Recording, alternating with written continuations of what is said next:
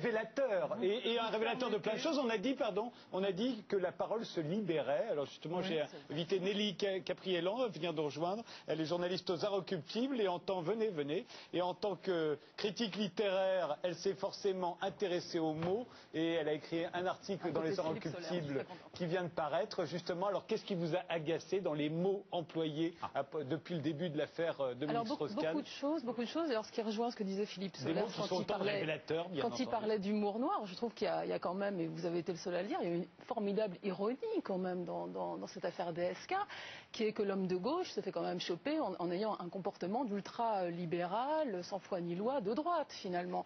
Et on peut dire, en effet, je suis d'accord avec Léonora Miano, que oui, c'est pas juste une femme noire, c'est une femme de condition modeste. Comme par hasard, elle est noire, c'est-à-dire que les symboles disent aussi une vérité dans un pays où il y a eu l'esclavage, où combien de femmes noires se sont fait violer par les colons blancs quand même.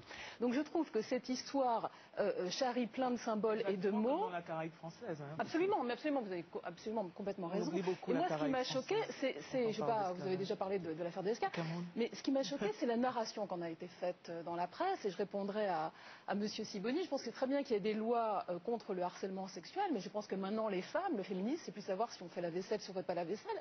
Il faut aussi avoir le pouvoir d'avoir une narration médiatique. Je trouve que la plupart des Newsmax sont dirigés par des hommes, sont écrits par des hommes, et je pense que les premières réactions étaient masculines.